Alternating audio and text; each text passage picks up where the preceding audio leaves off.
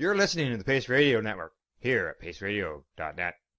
The views expressed by the individuals during this broadcast are their own opinions, and they may not be the same as those of their group or other organizations they may be involved with. All medical advice during our broadcast is not a medical opinion and should be checked with your medical physician.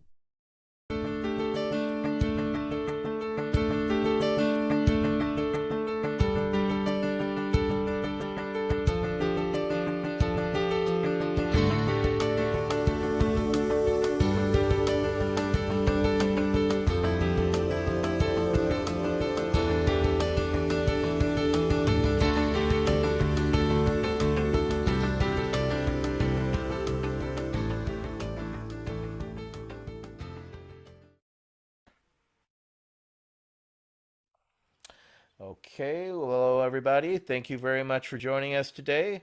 Welcome to V.A.C. Roundtable number 36.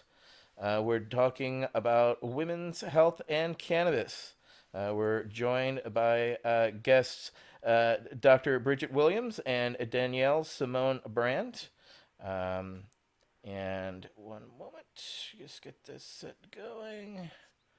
And we're good to go. So, we're talking specifically today about women's health and cannabis. And starting off is Dr. Bridget Williams is an established board-certified family physician, best-selling author, and CEO of Green Harvest Health, medical cannabis and integrative clinics located in Ohio. With nearly 20 years of experience in family medicine from the Cleveland Clinic, Dr. Bridget combines her medical background with certifications in life and cannabis coaching in her practice. She provides valuable medical motivational talks on cannabis, CBD, life balance, and confidence. In 2019, Dr. Bridget branched out into developing her line of CBD products and CBD product development for developing businesses. When not seeing patients, Dr. Bridget hosts podcast shows, creates educational videos for the Cannabis Hub, and holds an advisory and curriculum development position with the Cleveland School of Cannabis. Dr. Williams is a founder of the nonprofit GHH Community Foundation and nonprofit, the Cannabis Can Project. Dr. Williams is honored to be a top female business and top minority business with the Ohio MBE, awarded 2021, Women in Medicine Top Doctor for 2021, and Top 100 Entrepreneurs of 2022.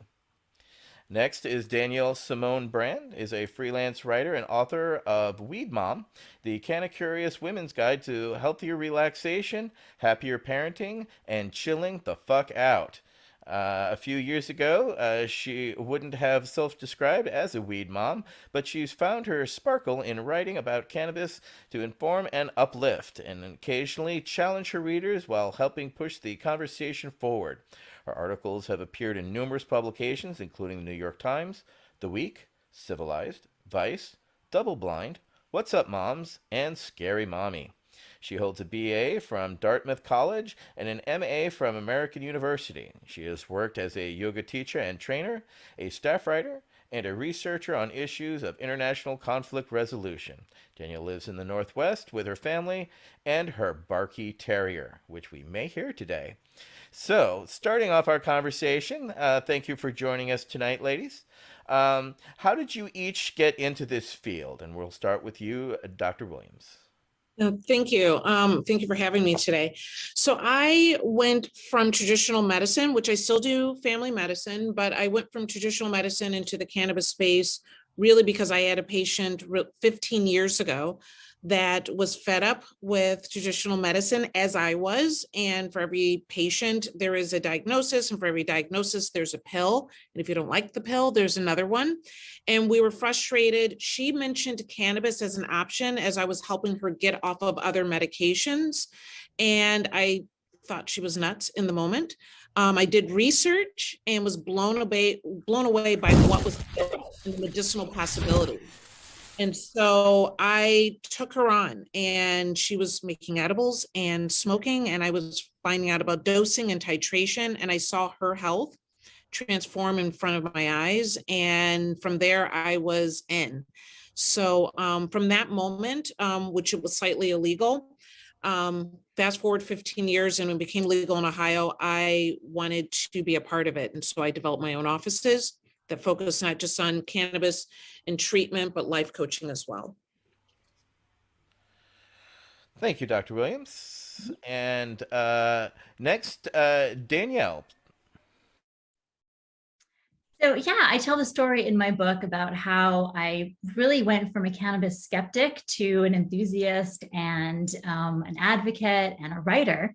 And I did that by, coming through it the intellectual route, actually. So first, I had stereotypes and stigmas about cannabis, and I didn't really appreciate it. And I saw my husband actually kind of leaning on it a bit too much, probably for his mental health, when he could have been using an array of tools, including cannabis. And so I had some, kind of misconceptions and stereotypes about it for a long time. It wasn't until I was a mother of two in my mid-30s, kind of just going about my life, trying to figure out, how to balance life and work and, kids and all the things that, modern mothers do. And, I realized that, so back up, I was actually transitioning in my career into freelance writing at that point. So I had been in academia, and then I had been in health and wellness, and I was really honing my skills at becoming a freelance writer. And I got a bunch of assignments in cannabis before I even cared. I didn't give a damn about it yet. And through that process, that intellectual process of learning about cannabis and then interviewing people who had been helped, I realized, I'd been missing the boat. There was actually a lot more to this plant. And so, I went down the route of learning and interviewing and writing and then experimenting myself. And once I really did embrace cannabis as a wellness tool, it transformed so many things about my life. And I realized, other moms can use this, and we need to talk about this more. And the stigmas are there, but there's so much benefit here. So that's how, I really started gearing my writing toward women and moms. Thank you for that. We will go to Council Member Tony Landry for the next question. Okay. Thank you for being here, Dr. Williams. My question to you is, why is it important for mothers to know about cannabis, and how can it help them and the world? Sorry there. So it's really important, I think, obviously for not just women, but men and the country, the world really needs to have a better understanding of what cannabis provides. It has been a medicinal tool from the beginning of time, and somehow we've kind of lost track of that. But I would say for all of the conditions that cannabis is able to help, the majority of people come in for pain, they come in for anxiety, and they come in for sleep. And so regardless of whether it's cancer or sickle cell, Tourette syndrome, fibromyalgia, for all the conditions, PTSD, that cannabis can have incredible benefit for, the majority of people still come to me because they're trying to do three things: get out of pain, decrease their anxiety, and sleep better. And not only is this cannabis a great option for this, but it provides help with fewer side effects. It provides help without causing liver damage, gastric issues, or kidney damage. And for a lot of people, they have run out of possible medicinal options because of the damage that other medications have done. And on top of that, there's a lot of confusion about using cannabis and the negativity of being high, which that's a whole discussion in itself and needs to be clarified. But you can use cannabis and never be high. I have patients I've been treating for 4 years and never been high one day. So there's a way to use cannabis in a way that empowers people and the way that works for them without causing more side effects and more issues. Thank you, Dr. Williams. That was a wonderful explanation. I appreciate that. Okay, now I'm going to restate the question for Danielle. Danielle, why is it important for mothers to know about cannabis, and how can it help them and the world?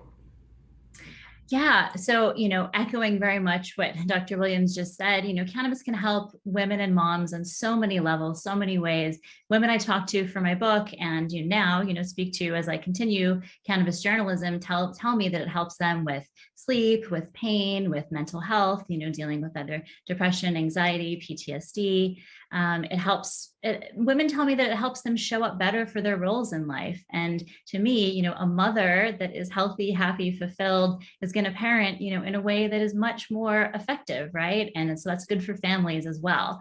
I also, beyond the consumption question, and obviously there's of course medical uses that, that's huge. And that's, I leave that to Dr. Williams. But, beyond even the consumption aspect of it, it's a plant that can help solve the climate crisis. Like, it's not going to do everything all by itself, but I believe that cannabis can really help us in so many ways, from carbon sequestration to materials, being able to make things, that are biodegradable out of hemp.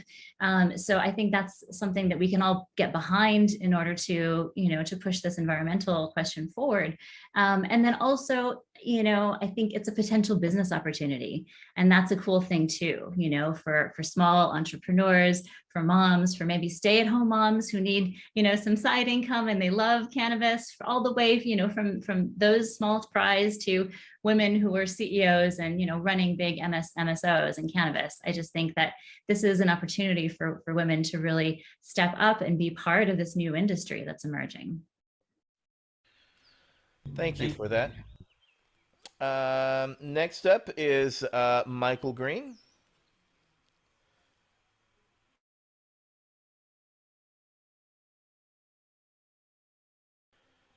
Michael? You are on mute, sir. Okay, I'm unmuted. I'm sorry. My a storm popped up, wiped out the internet, so I went to the phone. My question to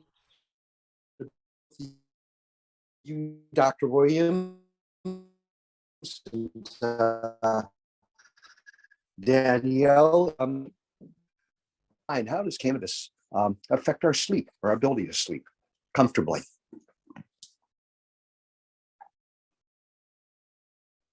So yes. So like I said, that's one of the number one reasons people come in to see us, is that whether it is stress or pain or what have you, people have a lot of difficulty sleeping.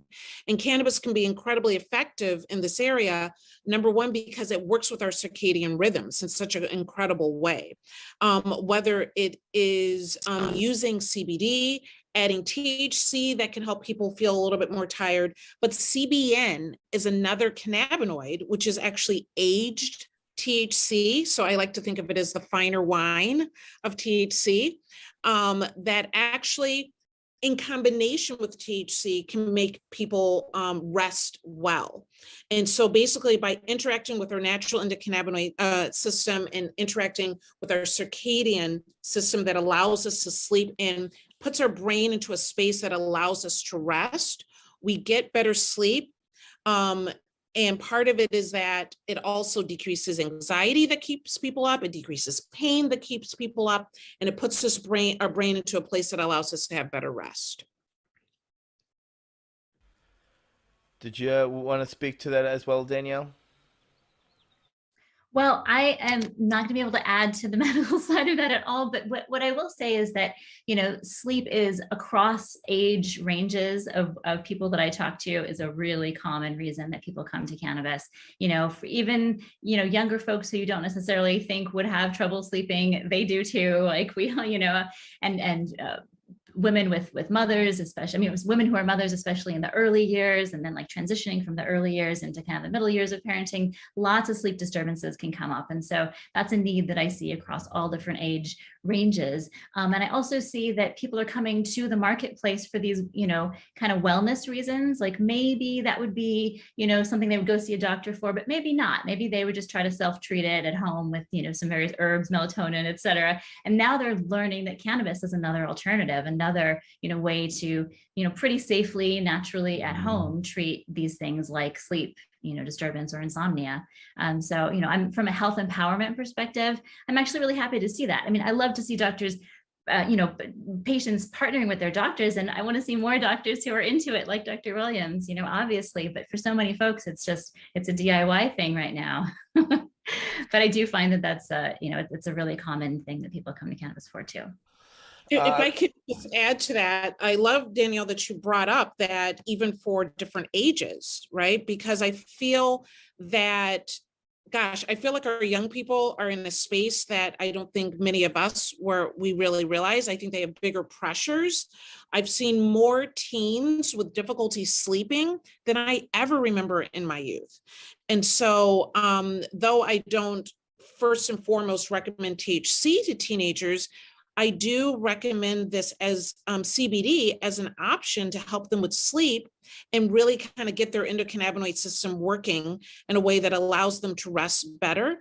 And I think this is something that we need to have more discussions about when we're talking about our youth, because they very easily, a lot of physicians are putting some of our youth on really strong sleep medications. And if we can pull back from that and start with CBD as an option, I think we can avoid some of the drug issues that we sometimes see later on. I agree and concur. It was rather fascinating. I've been in the medical cannabis dispensary game for 22 plus years, and for the first 18 years, we were seeing individual patients. A fascinating thing was in 2018 with the passage of Prop 64. We saw groups of people come. So many groups of people were coming, we had lines around the block. And so I would take off my badge, get a timer, and go to the back of the line, and then time how long it would take to go through the line. So I would engage with the people who were in front of me, and 90+% of them were older women of retirement age, who were looking for THC and CBD combinations in pens specifically for sleep because of inability to maintain a full night's sleep, inability to get to sleep, and then, of course, to stay asleep. So that was one very fascinating to me to see the demographic, especially of retired people who were doing so, specifically as they were stating, I no longer have to piss test. And so that was a significant reason why, with the law change, they felt more empowered to use it. But I found it rather fascinating that they were coming to look for THC and CBD in combination with each other. Now, Doctor, I would like to kind of a follow-up on this discussion regarding CBD and sleep. Many of my patients have stated, depending on the dosage of CBD, when they're taking CBD for sleep versus THC, especially for veterans, have much more vivid dreams. Memorable ability to remember the dreams, but especially much significantly more vivid dreams. Now, I have recommended strictly THC for those patients to subside from that effect. So I would like you to speak toward that, and am I offering the right solution to that problem? Absolutely. So I'm glad that you brought that up, because when I first got into the cannabis space, there was a lot of talk for PTSD. You want high CBD regimens. You don't want to introduce a lot of THC. And then I was coming across actual veterans that were using more THC. And the more research that I was doing, what I found was that, yes, CBD is incredible for anxiety and calming and just kind of balancing our systems. However, if you're talking about those night terrors, if you're talking about those difficulties that people are having with sleep itself, THC is going to control that REM sleep that causes some of those night terrors. CBD is not going to do that. CBD probably will give you, in your average person, you're still retaining a lot of your dream life for people that do remember it. But for a veteran or for someone that has severe PTSD, that's not necessarily a good thing. And THC will knock out some of that intense anxiety that happens very quickly, faster than CBD does. So with my veterans or with my patients that have severe PTSD, I do look for combinations that work for their lifestyle is probably the way I look at it more than anything. What are you doing during the day? What are your responsibilities? What type of combinations do we need to do? But if you have difficulty sleeping, if you have night terrors in particularly, that's when we're getting that THC in there to hopefully get you better rest.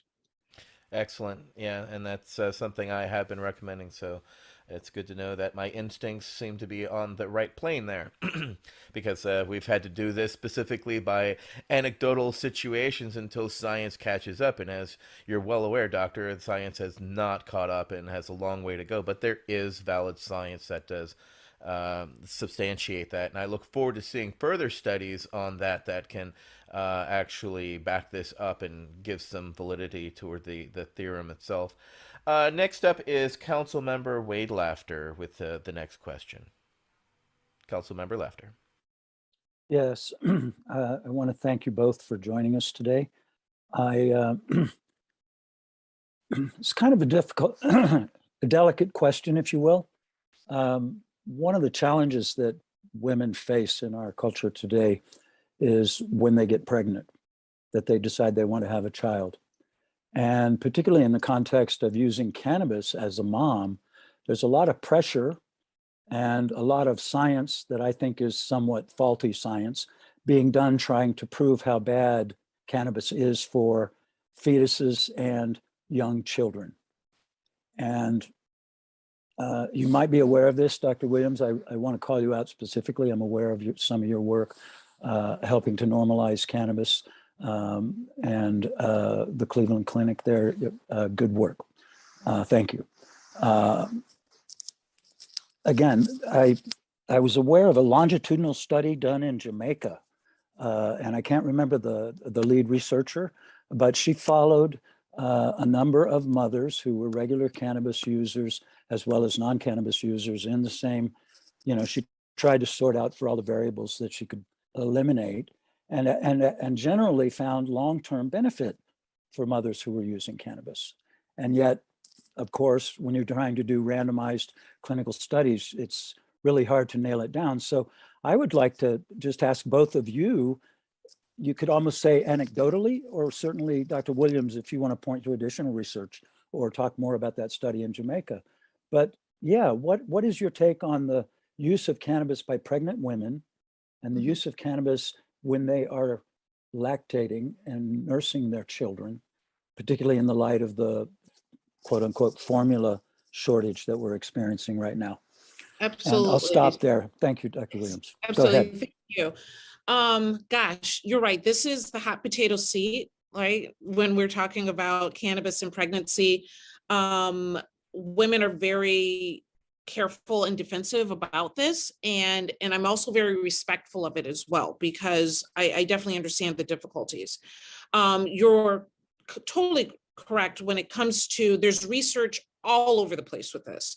I've seen research, a British study from 2002 that found that there was no significant differences with women that were using cannabis as far as growth or controlling any other compounding factors.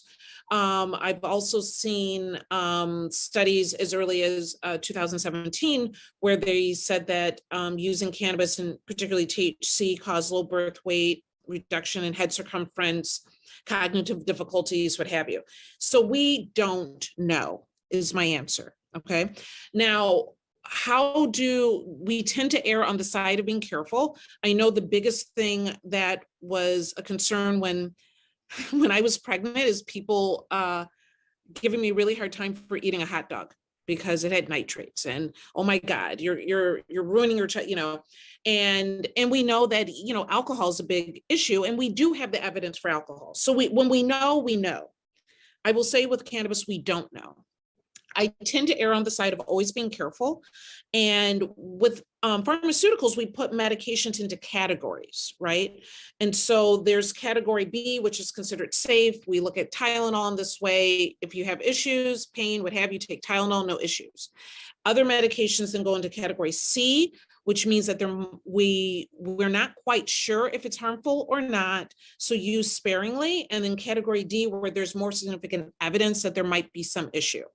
I personally put cannabis in C, maybe D, maybe, okay? Meaning if there is a need, severe nausea, severe pain and Tylenol doesn't work, what have you, then use it sparingly. So for instance, when I was pregnant, I had the worst sinuses on the planet. I had my head over boiling pots of hot water and, everything I could possibly do. But when it got to the worst of it, I used Sudafed, category C. Did I use it every day? No. Did I use it when nothing else would work? Yes. That's the way I see cannabis in pregnancy, because literally you want to keep your pregnancy as clean as possible. That's just the way we see it, definitely, at least in the US, right? So use it sparingly if needed at all is the way that I look at it. And we simply, and until we have more information, that is the best way to approach this. The same thing with lactation. Your fetus develops an endocannabinoid system in utero, right? You have anandamides, you have 2-AG. Is the fetal brain ready for THC is the question, right? So just because we have anandamide, which is anandamide and THC are extremely similar, does it mean that the fetal brain is ready? And so again, I err on the side of caution. Do I judge women that choose to use some cannabis? I do not. If your lactation nurse or your doctor, if you pee dirty, are they calling CPS and saying you're endangering your child? Probably. And my recommendation that I've talked to lactation nurses and physicians about this, before you make that phone call, ask why. No, doing a dirty urine test really doesn't tell you how much. Ask how much and why. Make sure there's education, because before you really put this family in a horrible situation with CPS, make sure you know what is going on, and can you advise them in a way that could make a difference before you put them into the system. Now, I'm going to kind of quick follow up here, because I know friends who have chosen to use cannabis during their pregnancy and to bearing of child, and they have gone the way of using midwives and midwifery.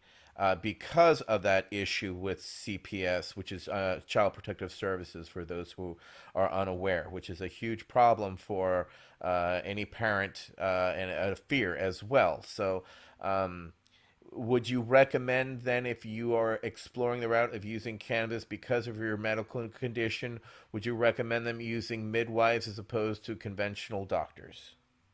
So first of all, I love midwives. And I love, women were having babies in fields long before we had fancy, delivery rooms and what have you.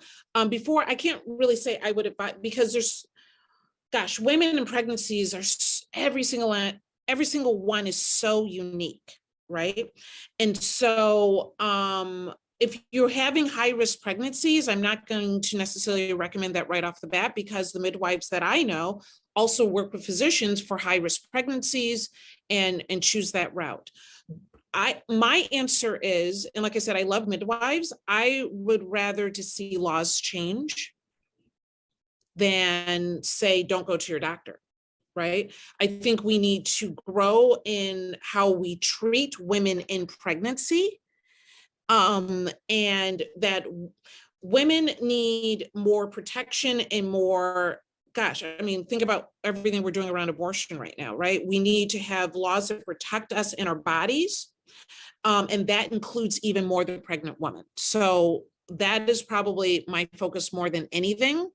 Because I'm not going to say don't go and see your doctor, but do I love to have midwives on? And, I'm a family doctor. So before I walked away from, every aspect of it, I was delivering babies at one point. I love working with midwives, and I love this natural aspect of it.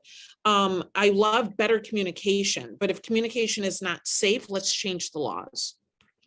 Great point. Danielle, did you want to speak on this issue? Yeah, I would. So this is probably the most common, these two are the most common questions that I get in my DMs on social media. And part of me is like, I wish these folks had someone they could consult with, a cannabis trained nurse or doctor, right? And I do point them in directions, toward resources. But what I have to answer is the same as what Dr. Williams said. We cannot, we just don't know enough at this point, right? But the truth is that women are consuming cannabis in pregnancy, with or without the official sanction.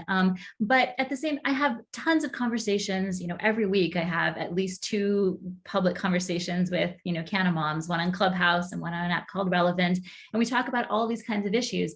And none of these moms are saying, I'm just recreationally like taking bong rips when I'm pregnant because it's fun. Like no one is saying that. They're saying it helps me with, nausea. It helps me with pain so that I can actually like run after my toddler while I'm pregnant, things like that. They're using it medicinally and mindfully. And I'm not saying, overuse doesn't happen or abuse doesn't happen, but for the most part, women are looking to cannabis as a wellness boost and not just like a way to numb out when they're pregnant. There's lots of different uses for the plant, and I'm not opposed to just chilling the F out, but obviously pregnancy is a different situation. And so so that's what I'm hearing, and that's what I'm seeing out in the community. And a lot of women are feeling like the bigger risk to them and to their babies is CPS, as was stated earlier.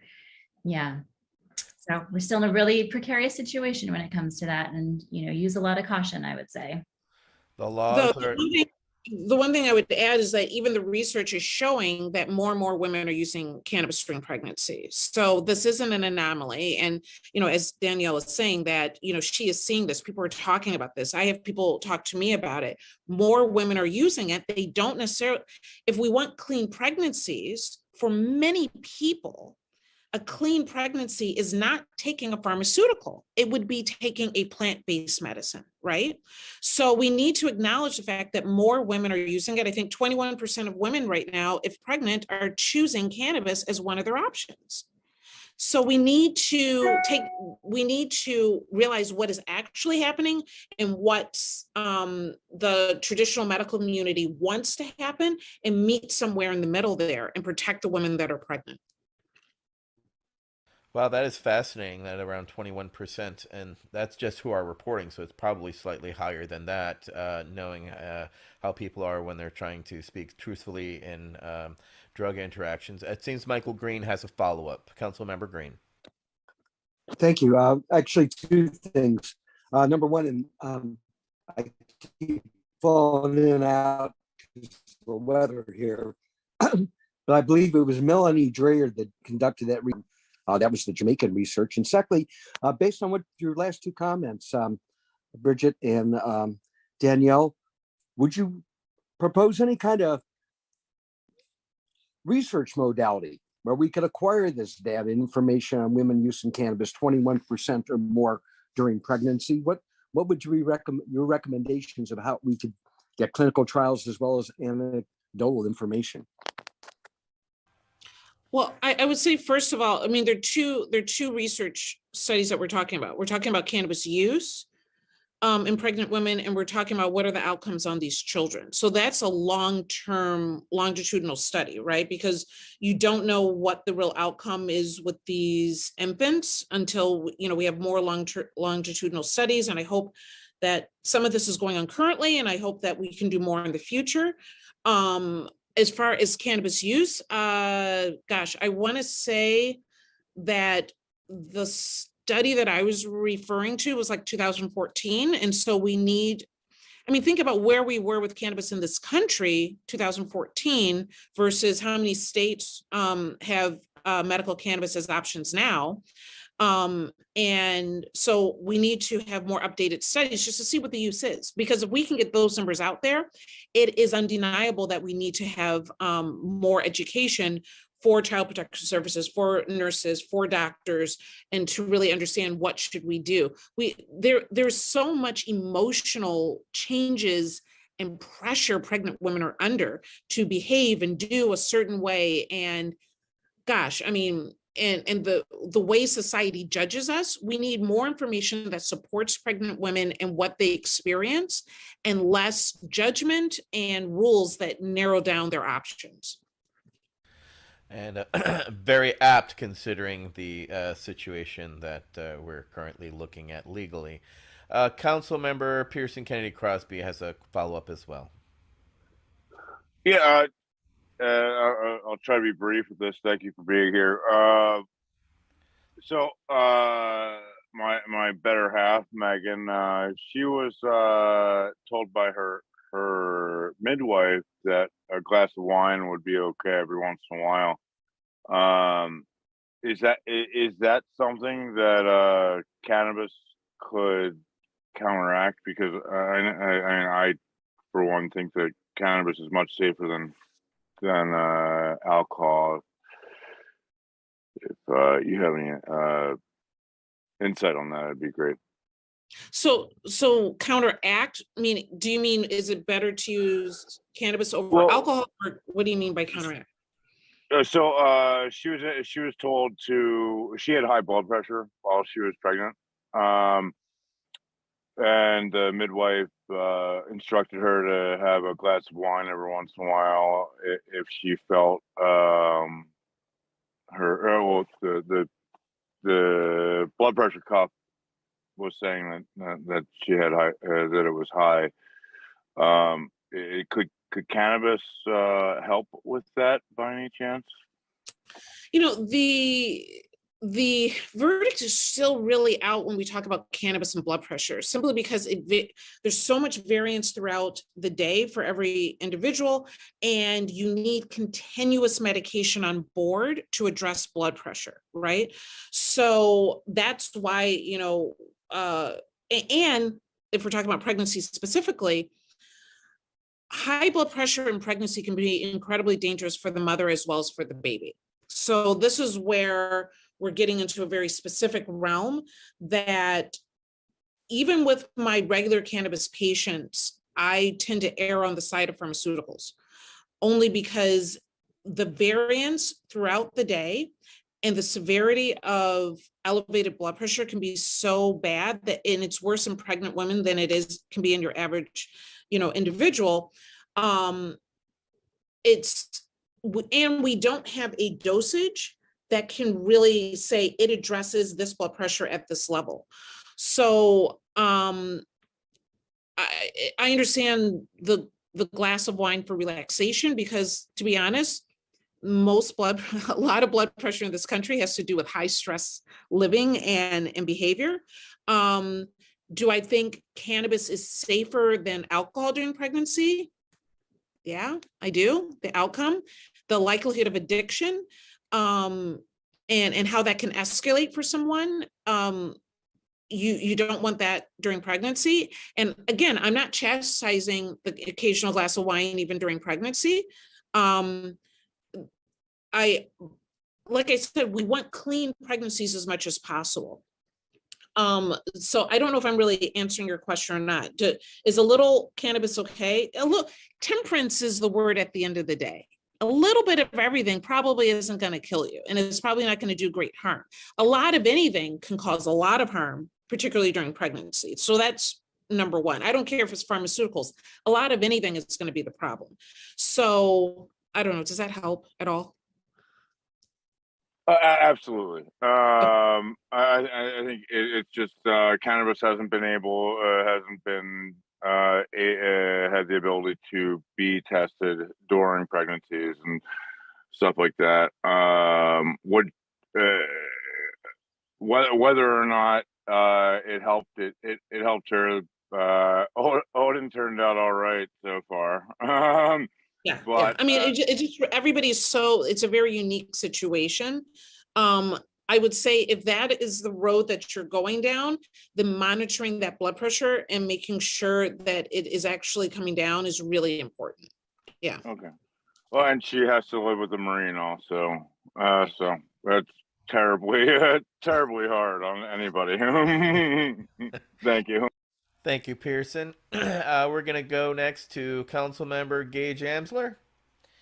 Gage, go ahead, sir. Unmute myself. So actually, I think we kind of already segued into this question. I've been a medic for over 30 years. I was an SF medic. I was a firefighter. And after 8 years of war, I definitely had my bouts with alcohol and pharmaceuticals on both sides. So I understand the effects of preeclampsia and using, petroleum-based pharmaceuticals to help, with severe blood pressure. I understand that because, maybe how much cannabis do you need to really hit that level, right? So I understand that, that's a lot of studies. So we're not there yet, right? I get that. But, choosing cannabis over alcohol, I mean, one of the benefits, we could probably, many of us can say to that, but to both of you, actually, I mean, thank you for being here and doing what you do in your professions and pioneering what you're doing. It's wonderful. And I think that, I really would like to know, what are the benefits over alcohol? People go to alcohol, it's understood, it's poor, it's terrible that we're in a nation of stress constantly and anxiety and all that, and we're constantly putting band-aids on it. I mean, I'm a root cause person. I'd rather go to the beginning. Why is this happening nationwide in the beginning? But if we have to put band-aids on it, and many people go to alcohol, that's the old true. But what are the benefits of choosing cannabis over alcohol? Not just mentally, but physically as well. And then on top of that, of course, pharmaceuticals. You already answered the blood pressure thing. I get that. But even other pharmaceuticals too. I mean, I was talking again to Pat King and when he was here, and he was talking about petroleum-based pharmaceuticals and how that's such an issue today over organics. And even putting what we put into our cannabis. Putting between petroleum-based nutrients. As opposed to or clean nutrients. So. But what is the benefits of cannabis over alcohol and pharmaceuticals? Absolutely. So I'll keep that's a lecture all by itself, right? The one thing I will say to really keep it simple, alcohol is a poison. It's a toxin. Okay. Cannabis is not. And so that in itself, obviously, alcohol causes fetal alcohol syndrome. We have incredible studies and we've seen the horrible outcomes that chronic alcohol use during pregnancy will cause for an infant and long term for the rest of their lives, right? We don't really have solid information regarding that with cannabis, but at the end of the day, cannabis works with it works with your endocannabinoid system. It complements your endocannabinoid system to be able to affect and balance every aspect of your body. So it works with your immune system. It's working with every organ in your system. It brings about positive results in every aspect. Alcohol is a poison. It's a toxin. We are a drinking drunk country, without a doubt. And probably the best way to get more cannabis use as normalizing in our country will be through cannabis beverages, because grandma can sit with a drink and nobody cares, but let grandma light up a bong and the world will end, right? Exactly, right? So I think, there's so can red wine help your blood pressure a little bit? Sure, it can help a little bit, but they're not comparable, I think is my best answer. They're just not even comparable by any means. 100%, right? I mean, I absolutely 100% agree. And Danielle, I understand, and even on your side, on the mom side, and it's very subjective, right? But I hear moms say this and moms say that, so it is very subjective. But and you kind of mentioned this before, the difference with using alcohol over that. I mean, are they combining it? Or are you seeing a lot of moms combining alcohol and cannabis more? Or are they starting to teeter? Or are they starting to titrate themselves more towards cannabis? I'd like to understand that. Okay, so this is not like officially sanctioned research that I did, but I did a survey when I was writing my book because I had talked to so many women who had told me things like, they had given up alcohol or just really reduced alcohol since cannabis came into their lives. And so I did a survey and found that the vast majority of women who found cannabis as a mother were like reducing or eliminating alcohol. And they gave me all kinds of reasons, just physiologically, they felt so much better with cannabis instead of alcohol. They told me that they didn't feel, that spike in blood sugar, that, bloated feeling, that, hangover, fogginess, headache stuff the next day. So like a very short period of relaxation with alcohol is often followed by kind of a long period of feeling crappy, for a lot of people. And that truly isn't the case with cannabis. Like, you can consume cannabis to nourish your endocannabinoid system, bring yourself up a little bit, feel better, and then feel normal afterwards. Just feel like yourself afterwards. And I think that's really a boon, and for women, for moms, for anybody really, for vets, absolutely. Like, nobody has time to sit around and feel bad because they were trying to make themselves feel good earlier, right? It just doesn't make any sense. Actually in my book, I know Michael might want to bring this up, but in my book, the preface is, "Dear Alcohol, we're breaking up." And because that is my experience too. It was a no-brainer. It wasn't ever like, I need to quit alcohol and I'm choosing to set it aside. It was just like a gradual shift that made so much more sense and felt so much better in my body. Absolutely. And well, the biggest problem, as we've seen, is the laws. And of course the difference between, I think, alcohol and cannabis is the ability for cannabis to stay and store itself in the blood system, whereas the easier use for people, or a consideration, has been alcohol because it is flushed through the system quite quickly. You're listening to the Pace Radio Network here at paceradio.net. Cannabis edibles are an effective way to manage pain and other ailments, especially when you deal with your trusted partner, Legacy 420, in Tyendinaga Mohawk territory. You see, we lab test every product on site to ensure proper dosage every time, which is critical when consuming cannabis edibles. All Legacy 420 edibles are made by our classically trained baker and chocolatier, and we also have super tasty vegan options. Our baker has been in the industry for 25 years. She's also a chocolatier. Everything from savory to sweet, your chocolate bars, brownies, butter tarts, you name it, we make it. Talk to our knowledgeable Cannatex about our incredible variety available. Give your trusted partners a call. Legacy 420 out on your road.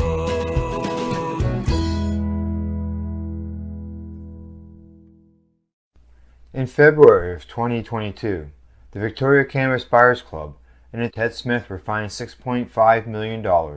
This for helping 8,500 patients with access to medical cannabis. In our interview with Ted, he spoke to us about how people can donate to help in an upcoming court challenge. And here is part of that interview. From what I've seen lately, I believe that you've got something that you're trying to do as far as fundraising to deal with this next court challenge. For now, people can write checks directly to Jack Lloyd Law Corporation or send e-transfers to save the V.A.C. at gmail.com.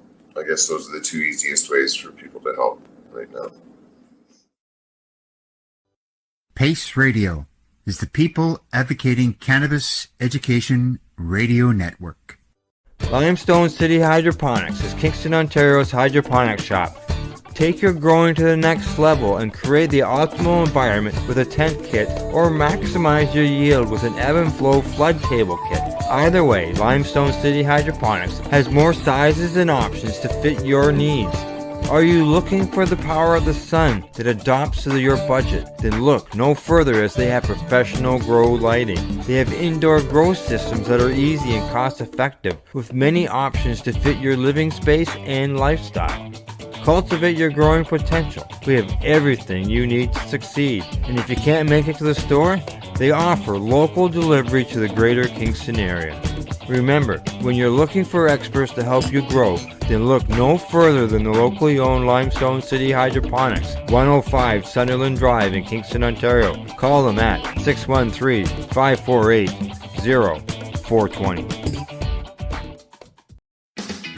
Enjoy the buzz of legalization with Campbellford Lifestyle Shop. From lights to plant nutrients, books, consumption accessories, and more, we've got all your basics to grow or consume cannabis. Visit our info center or take a look at our piercing services and body jewelry, now available in-store through Campbellford Lifestyle Shop, 17 Bridge Street West, Campbellford.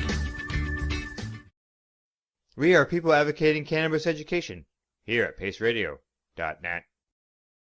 Michael Green, you wanted to have a follow-up, sir? I did, and I've actually, Simone just beat me to the punch. I curate the books that I make available on my website, Cannabis Libris. When I first came on to Weed Mom, first thing I read was her preface, and it's this wonderful lyrical breakup letter with alcohol, setting the tone and the stage for what came next in her book. And I truly would recommend someone give that a read, and then check out the book. But it was amazing, set the whole tone. So thank you for that, Danielle. That's what. All right. So next would be Michael Krawitz, council member. Thank you, Etienne. So this is a question that it seems to get more interesting all the time. When we, I like to joke that back in the day, cannabis, enthusiasts or medical cannabis users had two choices. They had the good cannabis and the bad cannabis. That was the amount of the choices you had. And now you have, 80, 90 choices, honest choices. And even some of those break out into, subsets of choices in terms of dose and stuff. So, what are a couple of the top ways that you see women and mothers tending to consume cannabis now? So I think I was actually a little surprised by this, right? So number one, the main ways that women tend to consume cannabis are gummies, vape cartridges, and topicals. And that in itself wasn't surprising. I think what got me was coming before there was COVID, believe it or not, right? There was a time before, we were talking a lot about lipoid pneumonia, where people that were using vape cartridges were getting very, very ill and dying sometimes because if they were getting street ones or ones that had been contaminated with vitamin E, they were actually dying from lipoid pneumonia. This was a huge thing. There was a lot of coverage about it. Then COVID happened, and it's almost like it disappeared. I think partly it's because we didn't know what the source was. And once we figured it out, I think we were able to get rid of that quite a bit. And with more testing, which I'm hoping is happening more and more, people were able to identify it. So when I started seeing patients around this time, I was surprised how many of my elderly women were very much into vape cartridges. And I thought, because at one point I had to explain it a lot. No, it's been tested. It is safe. It's easy to use. You don't have to worry about it. And I had, at one point I had a lot of kickback, and eventually they were requesting that I recommend vape cartridges. But I think it was, first of all, it wasn't hitting them in the face in the news anymore. And so people kind of forgot some of the issues that had happened, and you can't deny the ease of it without a doubt. And women tend to go for something that is discreet and easy to obtain and use. And edibles do that. Gummies come in these nice little easy, already set sizes and packages. The vape cartridges don't require a wonderful skill set of the grinder and the rolling and, everything in between. And for those that are sometimes even apprehensive, topicals are a great place to start. So without a doubt. And the moms? Yes, absolutely. So, I kind of can separate categories just a little bit between sort of OG canna moms, women who have been consuming for a long time, and, the newbies who are coming in now with the legal marketplace.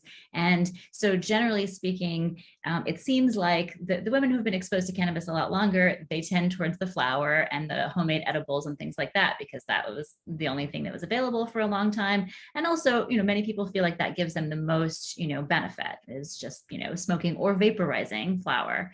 I'm also not a big fan of vape cartridges, but that is an easy entry. And that is honestly how I first started my cannabis journey, because I didn't want to fuss with all the things that I didn't understand yet.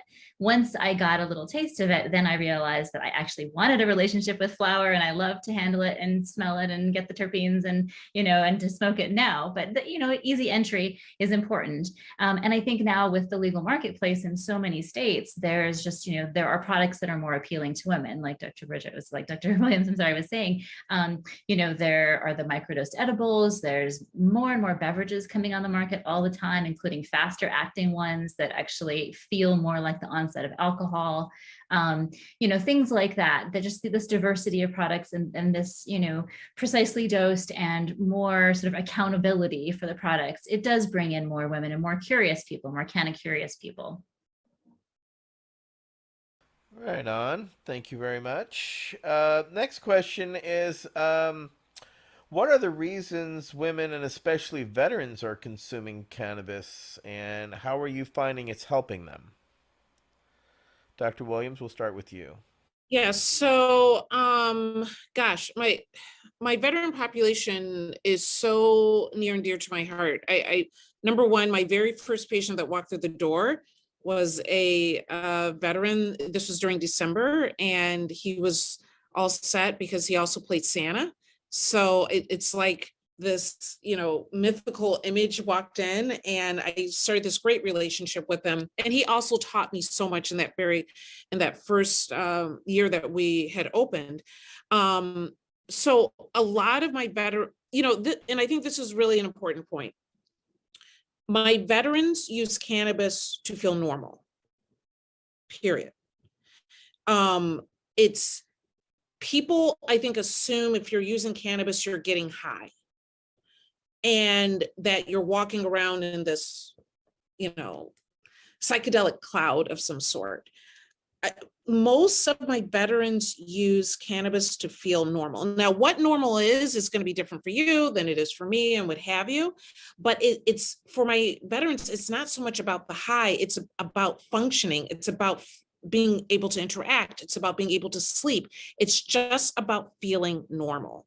And so that they can actually work and have relationships with their family members and their children. It is, and I think it's so overlooked and such a shame how something that is so simple has been really inaccessible legally for veterans for such a long time. But at the end of the day, it's about feeling normal for so many people. And you're one of the few doctors that actually understand and recognize that. And I wish that many of the doctors in the VA system were as educated as you on the system. Just to give you an example, Dr. Williams, I mentioned my cannabis use in 4 different VA facilities and was diagnosed as a known drug user back in the 90s. And then security was called and I was escorted off the premises. So one of the reasons I created and worked with patients at Berkeley Patients Group was to create a safe place where no one would have to feel that shame of that stigma, which is a reality that comes with it. I'm gonna kind of delve deep into this question here because this is one council member Amy wanted to ask, but she has not been able to make it. So this one is a specific one around women's health. Thoughts on cannabis suppositories vaginally for dysmenorrhea or painful menstruation? Are there studies to support these issues concerning women? I asked that one because I'm the youngest of 13 and I have 8 sisters.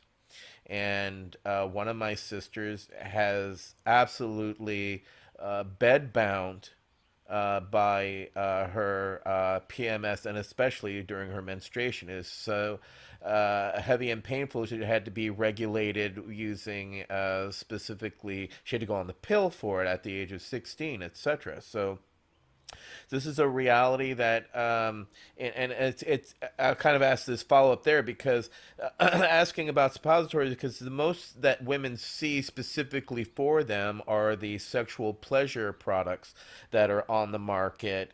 And are we doing enough to support the endocannabinoid system in women's health and to promote these types of studies so that we can have more holistic products as opposed to just these sexual gizmos, quote unquote? So I'll start with Dr. Williams, then we'll go to you, Danielle. So are we doing, no, we're not doing enough. And you're not really going to probably see as much as we should until the pharmaceutical companies that are making a whole lot of synthetic options currently, they're right on our heels, creating all sorts of synthetic options around this, which I'm not the biggest fan of, because no synthetic has ever measured up to a natural plant, period. Okay. The other aspect of this, and I'm all about the CBD and THC and what have you, but some of our minor cannabinoids are phenomenal in this area. And so if we're looking at CBG and CBN and some of these other cannabinoids, they actually complement, if not surpass, the ability of COX-2 inhibitors as far as being an anti-inflammatory and decreasing pain. So COX-2 inhibitors, people are familiar with like Celebrex, Mobix, some of those are a different category of anti-inflammatories than your Motrin and Aleve and some of these other ones, right? And so they're like the more higher powered ones that physicians usually put you on when the other anti-inflammatories don't work. So we need to not just make another CBD product and another THC product, but we need to make what, and I'm all about the isolates and kind of reformulating, and I'm a terpene nut, so throw that in there as well, because they're incredible for pain and inflammation. But we need to look at some of these other minor cannabinoids and create products for women that help in that way. I think suppositories, I don't think in the state of Ohio, we can have THC suppositories even. And so we need to get that available. We need to have this medicinal. The states get so excited about the money that starts rolling in and that they want to just be medicinal, but they only really allow more and more THC products because that's where the money is. We need to think medicinally and make sure that women and our medical patients have medical options that help. And that means suppositories need to be more available, as well as more and more minor cannabinoids that can make a huge difference. So a kind of a cocktail suppository in that sense. So yeah. Excellent. Danielle. Yeah, so I've even had a chance to review some of these products, suppositories, and, they're really interesting. I do think that, as Dr. Felicia Dawson sometimes says, the marketing is way out ahead of the science, right? In so many of these things.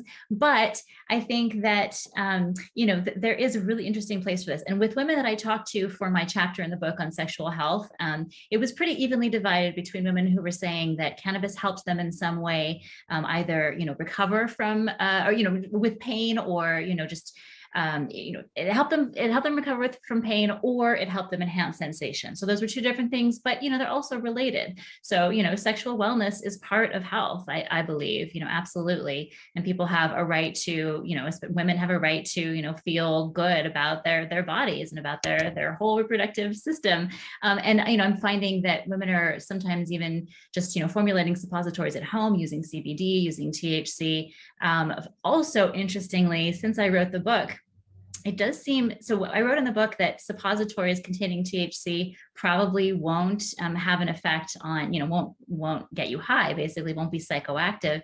I don't think that's true anymore. It seems like more and more people are saying that with the right dose, vaginal application of THC actually can be psychoactive. So I find that actually really interesting. We have endocannabinoid systems all through the reproductive tract. We have endocannabinoid receptors all through the reproductive tract. So I find that super, super interesting. And, I think maybe this is a little bit woo-woo or whatever, but I do think that women have a special relationship with this plant. The flowers are female after all, right? Men have a wonderful relationship with the plant too. But that there is something really special about a woman's body and this plant. That's just my belief. Dr. Williams, did you want to follow up there? No, I agree. And I do think that what makes a suppository psychoactive is where it hits the bloodstream. right? And if it's able to be absorbed into where it's actually venously going back and getting it to our brain, then we have the psychoactive ability. If it ends up hitting the bloodstream and actually kind of either staying locally or into more of an arterial tract where it does not get a chance to get back to the brain, then that's where, or it's metabolized before it gets back to the brain. That's really what the difference ends up being. We see that definitely with suppositories and the rectal system, without a doubt. Placement is everything. And so if it's a little bit higher up, it's going to hit your brain. If it's a little bit lower down, it won't. It's just really where it's located and what system that it ends up being absorbed into. Now, I'm going to ask a kind of an obscure question here, because I know that when you ingest cannabis orally, it can turn to alexihydroxy metabolite when it goes through the liver. Is that the same? Can you get that same absorption vaginally or anally that gets that same effect, or is it a different effect than the alexihydroxy metabolite, which tends to be psychoactive for people? Right. So, okay, so delta 9 THC is what we're used to when we inhale. It's what we get the majority of in our topicals and, other preparations. When it goes through the liver, when it's metabolized through the liver, is where we get the 11-hydroxy. We still get delta 9 from it as well, but that's when we get the 11-hydroxy THC, which penetrates the blood-brain barrier into our brain and causes, people will say more high. I think sometimes it's more of a different high than you get with just delta 9 THC, but it's because it's metabolized through the liver, right? And that's really where the difference comes. Thank you for that clarification. I will go to Pearson Kennedy Crosby with a question. Pearson?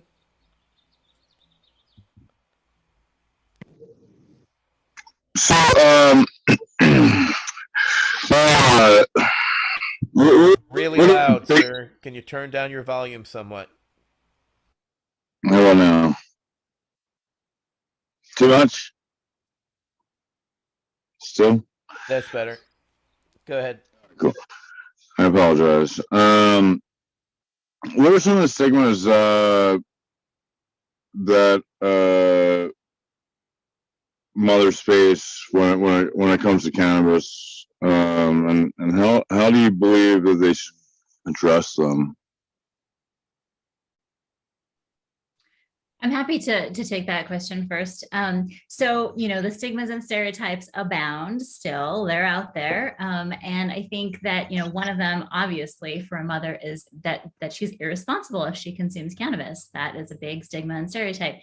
It's far from the truth based on the interviews that I've done and the women that I've spoken to, for throughout all of my journalism career in cannabis.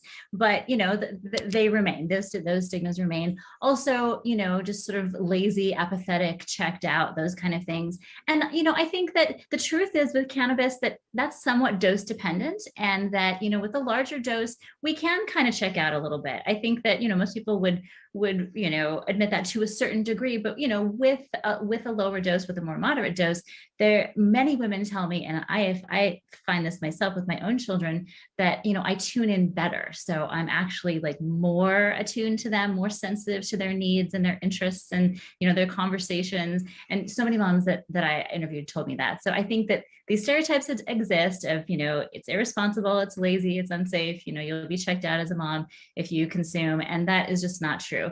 Also, the fact is that a lot of people use cannabis as a productivity boost, as a creativity boost. Again, it's dose dependent, it's strain and product dependent. There's so many factors, and for people learning how to dial that in, it can be a little bit tough, but it's not a one size fits all, as we know, and there are so many ways to consume this plant, many of which are not psychoactive at all. So, I love psychoactivity, but it doesn't have a place in, every moment of my day either. So I think that, I hope that answers the question.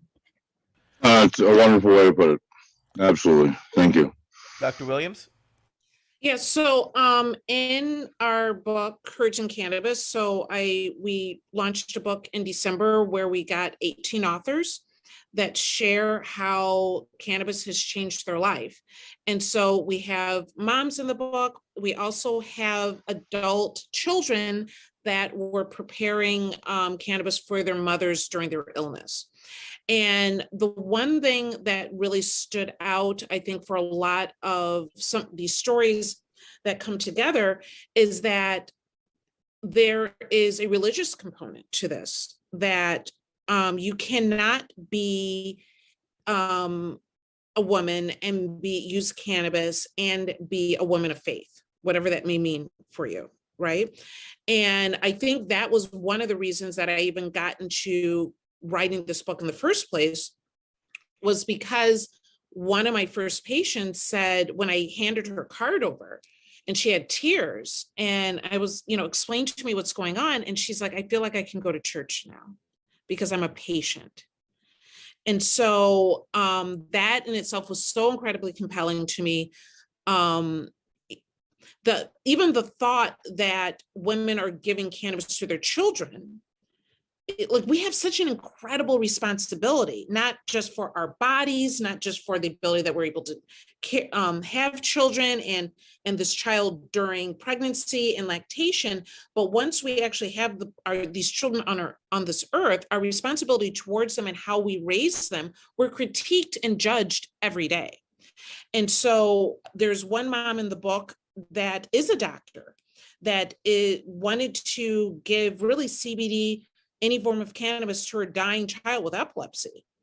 And where she was living, she needed to have a sign off for another physician and could not get it, period. Neurologists were turning her away, and the son is dying.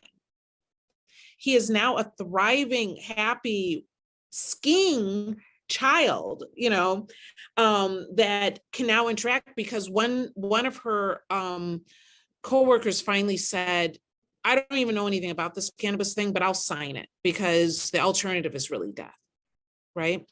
Another mom in the book her child had a brain tumor, highly active in her church. And she had to really choose her faith over her child. And every single time they went miles and miles and miles to this hospital to get, MRIs and CAT scan, this tumor is shrinking. So eventually, and the church was very involved in praying over this child. And so they were very involved in the process.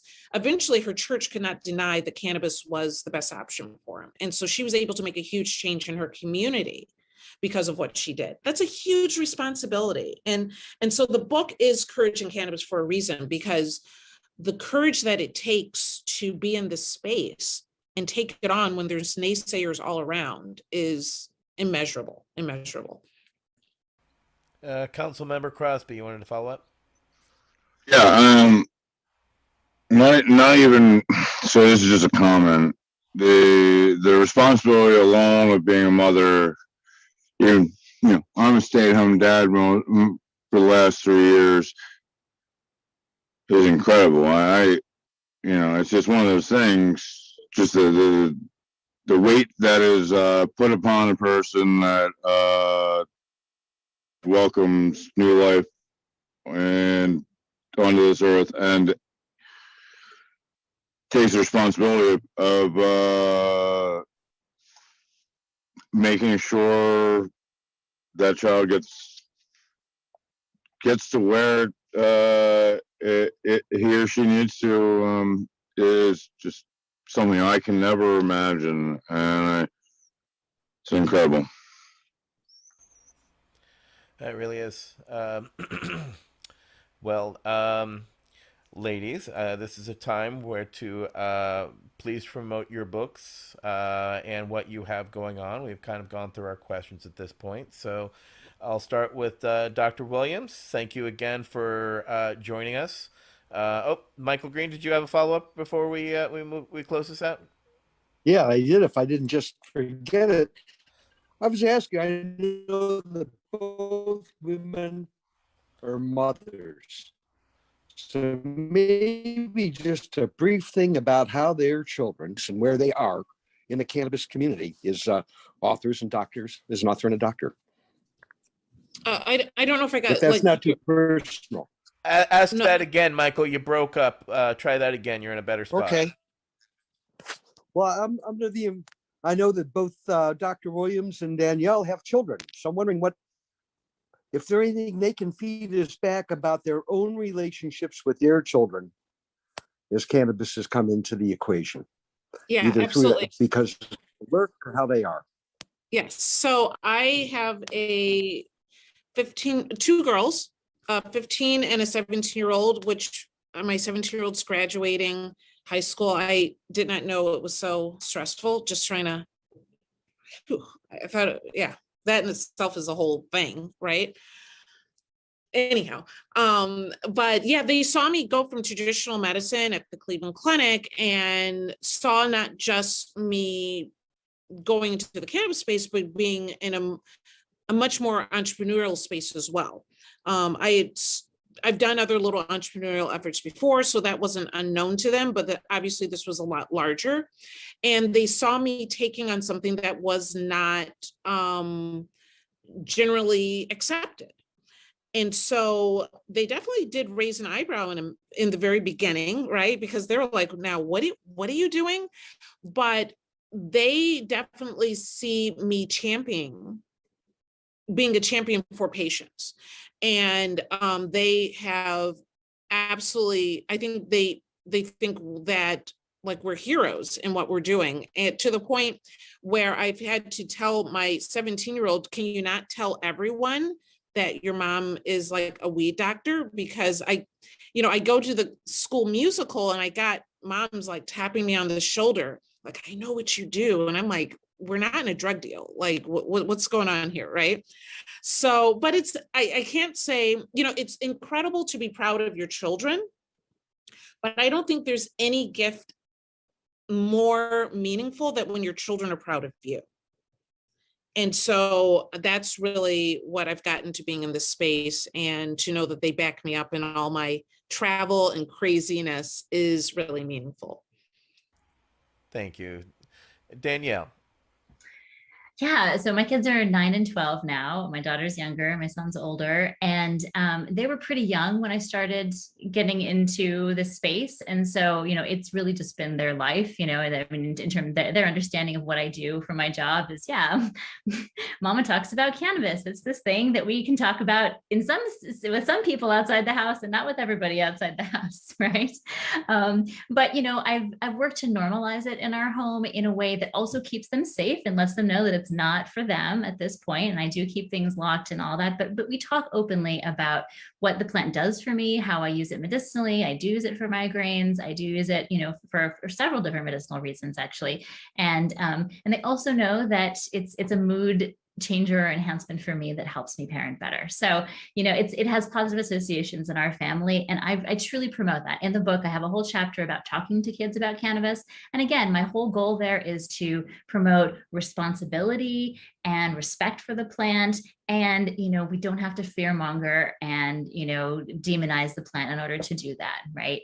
So yeah, that's I believe in changing the narrative for this next generation, because they can utilize it when they're old enough for a variety of reasons that we are all using it now for, in ways that could potentially be much more healthful for them than leaning on pharmaceuticals and leaning on other things, alcohol, etc. So it's something that I feel pretty passionately about, that kids are part of this conversation, as we move forward. Thank you very much for that. I'm going to go to beautiful. Council Member. Thank you for sharing. Council Member Al Byrne. He had some questions to follow up with. Well, first of all, ladies, I apologize for missing about the first half hour of the talk, but I've been pretty impressed with what I've heard. And as one of the pioneers of the cannabis education world here, I'm glad you're there. I mean, the whole idea when guys like me and Auntie Ann started this stuff decades ago was that somebody like you would come along. So I'm really glad you have. Thank you. But I do have some comments, questions about a few things that were said. I'm just wondering if either or one of you or all of you know about the research on cannabis in children done by Dr. Melanie Dreyer in Jamaica for NIDA. Are you guys familiar with that? Good, because I think that's something that I would like to have you stress in your talks. For those that don't know, this was a multi-decade study done by NIDA by Dr. Melanie Dreyer, a nurse, PhD, FAA, and a good buddy of mine. And what she found in essence was that women who had used cannabis during their pregnancy and then after the child was born, immediately after the child was born, that mother or the midwife gave that child a marijuana tea, a cannabis tea. First thing they had was a marijuana tea.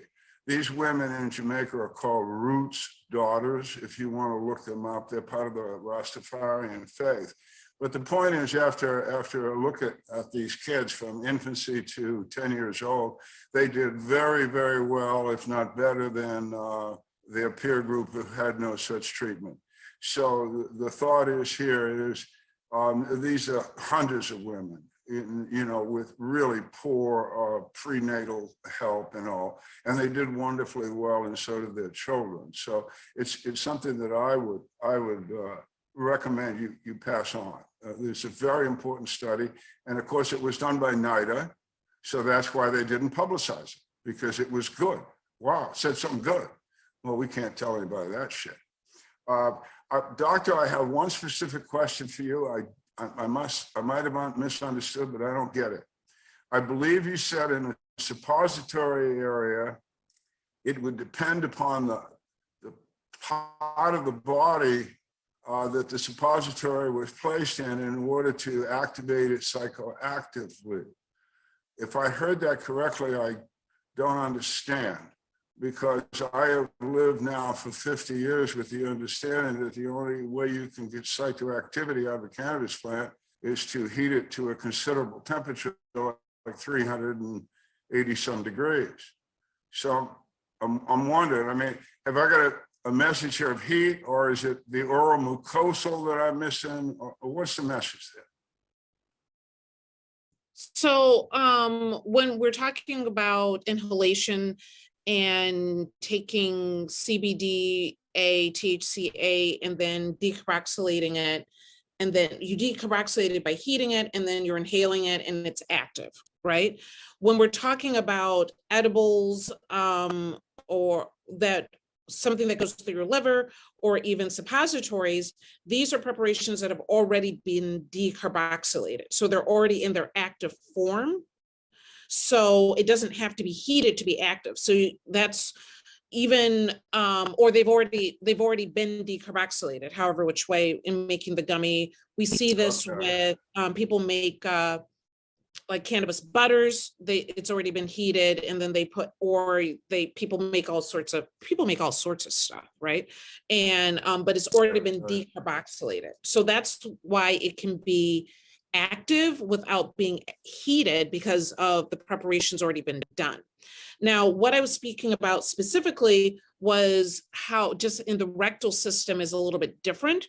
I'm not as clear as vaginally if it works the same way, but I suspect that it could. But based on placement in the rectum, it depends on which aspect of the blood system it goes into, and that if it's high enough up, it's actually going to get into a place where it can actually be activated in your give a psychoactive effect. And if it's a little bit lower, then it misses that aspect of the blood system and does not get to that aspect. So placement is very important. And you can have all sorts of preparations. If it's already decarboxylated, it can be active. I hope that helps. Yes, it does. Thank you very much. Mm-hmm. So way up your ass, people. That's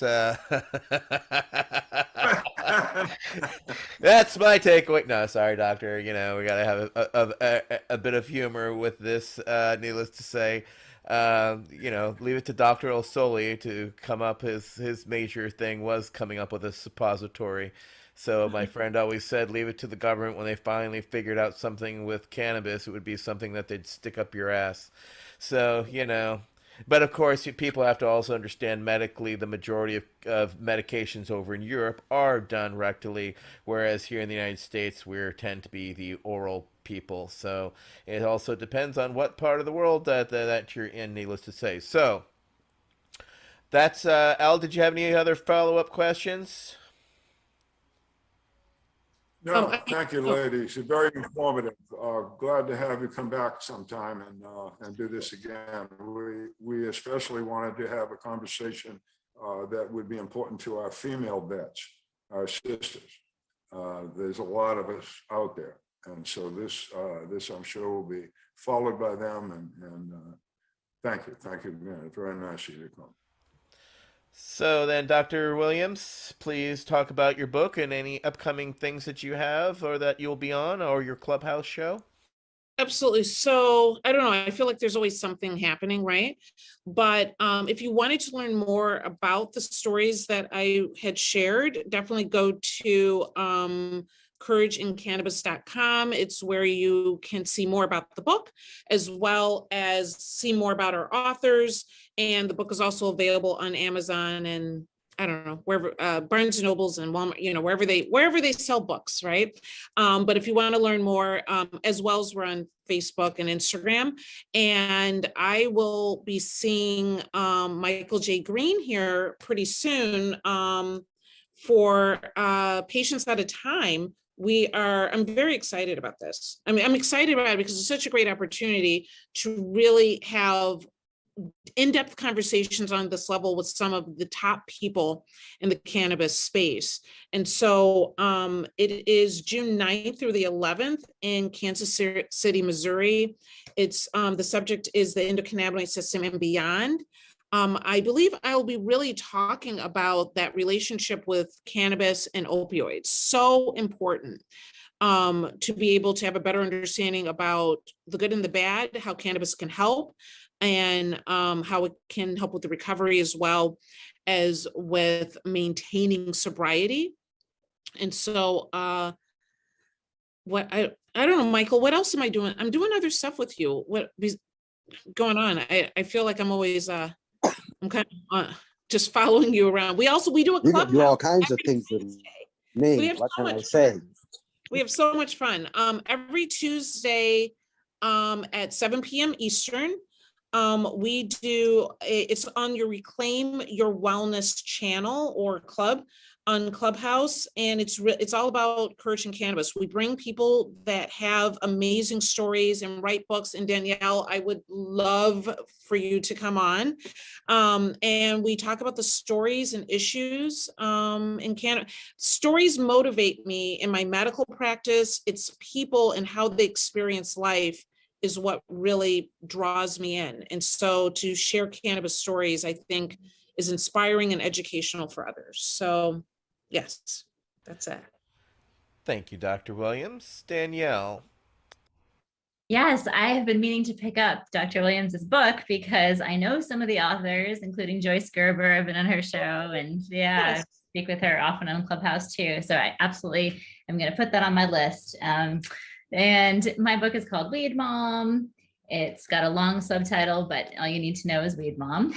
It's on Amazon. It's also available through local bookstores if you ask for it. That's always a nice thing to support local businesses if you don't want to support the big A. And I can be found at Danielle Simone Brand on Instagram. Same thing for my website, DanielleSimoneBrand.com.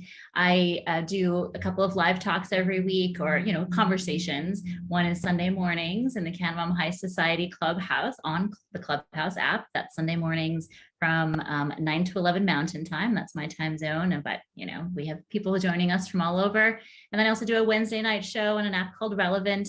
You can just reach out to me. Anyone can reach out to me if they want to find those things. And and then one event that I'd like to talk about is next week, Wednesday, I'm having a Canamom social, and it's all online. So women from all over the place can come. It's with a group called Tokeativity.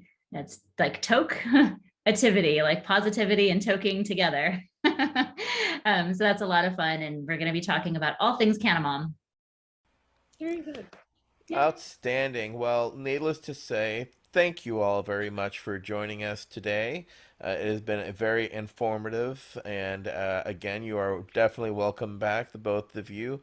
Anytime, we'd love to have you and further the conversations. I'll pop onto your Clubhouse and check it out for sure, as well as we'll be recommending some books to some friends for the holidays, etc. So thank you all very much. So thank you, Dr. Bridget Williams, Danielle Simone Brand, our council members, Michael Crowitz, Gage Amsler, Brian Buckley, Al Byrne, Tony Landry, Wade Laughter, Michael Green, Pearson Kennedy Crosby, and George Armstrong, who were here earlier as well. And a shout out to Amy. Sorry you couldn't make it. Much love.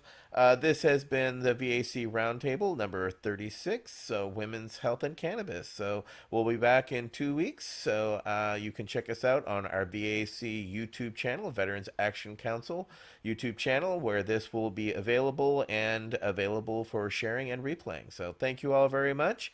Have a great rest of your weekend, and we'll talk to you soon.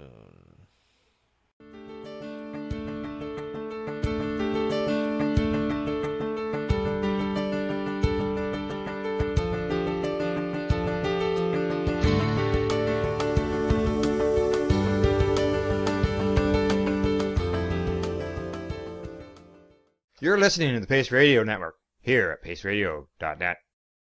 The opinions of the individuals during this broadcast are their own, and may not be the opinions of their group or other organizations they may be involved with. All medical advice during our broadcast is not a medical opinion and should be checked with your medical physician.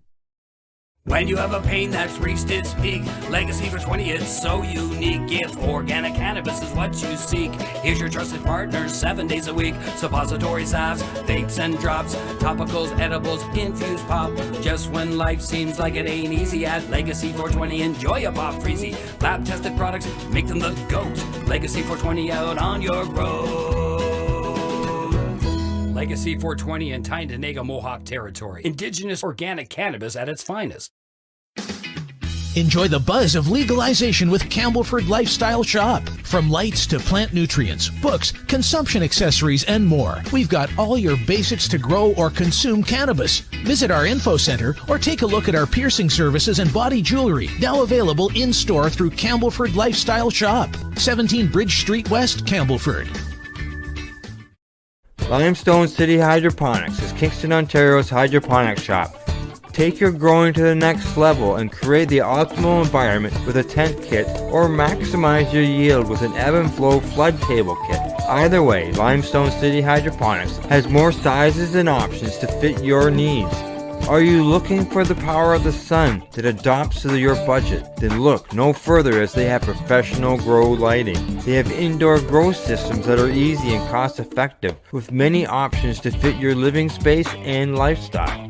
Cultivate your growing potential. We have everything you need to succeed. And if you can't make it to the store, they offer local delivery to the greater Kingston area.